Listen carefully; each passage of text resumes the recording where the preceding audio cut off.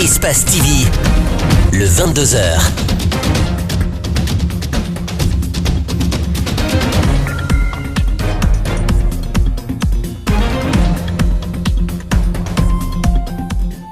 Bonsoir à tous, bienvenue aux 22h d'Espace TV. À la une de l'actualité ce soir, journée d'assainissement ce samedi à Conakry. Si les autorités y trouvent un moyen de lutte contre l'insalubrité, beaucoup de citoyens dénoncent la mesure et se plaignent de la restriction de leur déplacement pour vaquer à leur activité. De présumés bandits, parmi lesquels figure le présumé assassin des gendarmes à Anta, présentés à la presse par la police judiciaire, ils sont accusés de braquage et d'assassinat. Enfin, au Gabon, 2 ans après la présidentielle de 2016, marquée par des violences et des manifestations, des familles de victimes réclament toujours justice.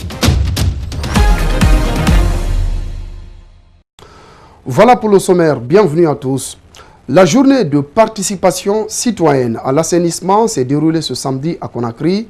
La nouveauté de cette journée citoyenne, c'est le désensablement des routes pour faciliter davantage la circulation.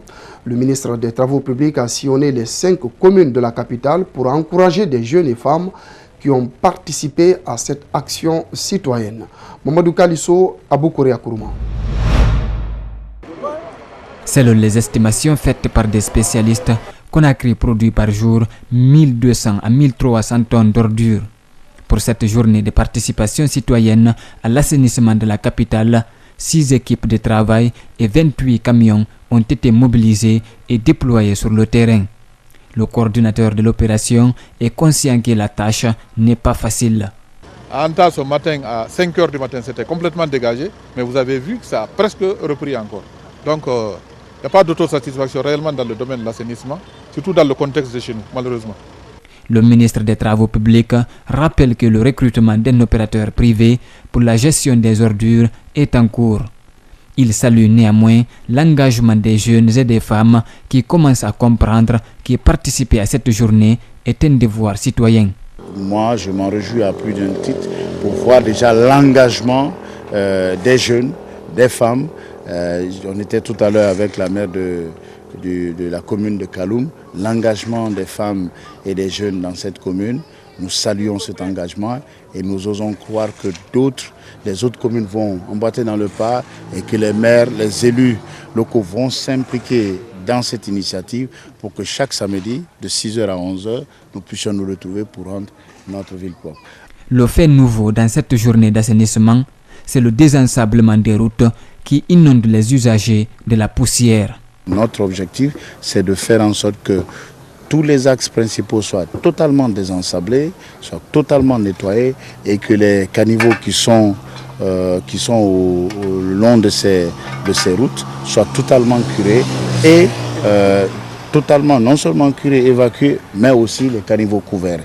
Selon la maire de Kaloum, dans les jours à venir, des jeunes seront mobilisés pour sillonner les écoles, faire du porte-à-porte, afin de sensibiliser davantage les populations sur la nécessité de participer à la journée d'assainissement lancée par le gouvernement. Des couacs sont enregistrés lors de ces journées d'assainissement.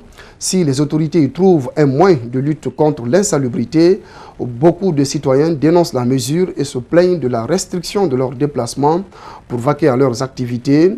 Vous allez voir dans cet élément de reportage, des citoyens expriment leur colère. Abdourahmane Ba, Amara Alexis-Silla. Bessia, les caterpillars sont à pied d'œuvre pour débarrasser ce marché des ordures. Les instructions sont claires, pas de circulation aux heures de travail. Cette opération devrait être faite la nuit. Nous gagnons difficilement la dépense. Nous avons des enfants à nourrir. Cette opération s'effectue chaque dernier samedi du mois, mais son efficacité est remise en cause par certains citoyens. L'État n'a qu'à prendre des dispositions concrètes. Il ne s'agit pas de dire journée d'assainissement, mais plutôt sensibiliser d'abord la population avec des moyens de bord. Mais quand on dit la journée d'assainissement, etc., nous ne voyons pas les poubelles, nous ne voyons pas les pelles, les brouettes, nous ne voyons nulle part, donc c'est de la merde.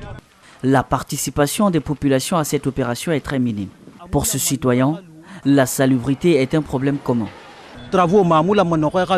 Sur la route, à la maison, la propriété est impérative.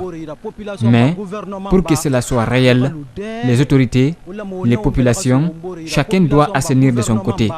Car la salubrité est une affaire de tous. D'après les autorités, ces opérations ne sont que provisoires, en attendant le recrutement d'une société spécialisée dans le traitement des déchets. Politique dans ce journal. Le mandat des députés vient d'être prorogé par le chef de l'État. Si cette décision est approuvée par la mouvance, du côté de l'opposition, notamment le bloc des libéraux démocrates dirigé par l'UFDG, l'heure est à la concertation pour décider de siéger ou pas. On écoute à propos l'un des responsables du parti, Kalemodou Yansane, au micro de Makiso et Elhaj Aliouba. La question qui se pose maintenant, est-ce que l'UFDG doit garder ses députés à l'Assemblée? Est-ce que l'UFDG doit retirer ses députés à l'Assemblée? Ce que vous décidez, ce que les militants décident, c'est ce que les députés respecteront. Nous sommes là parce que vous avez voté pour nous. Tout ce que vous nous dites de faire, nous le ferons avec beaucoup de fierté. Aujourd'hui, nous sommes donc en concertation. Voilà, c'était donc le député Kalemodou Yansane de l'UFDG qui s'exprimait donc sur cette question cruciale relative à la participation ou pas de l'UFDG au prochain Parlement. La direction centrale de la police judiciaire a présenté à la presse ce vendredi 8 malfrats opérant dans la périphérie d'Anta et du kilomètre 36. Nous sommes dans la commune de Matoto.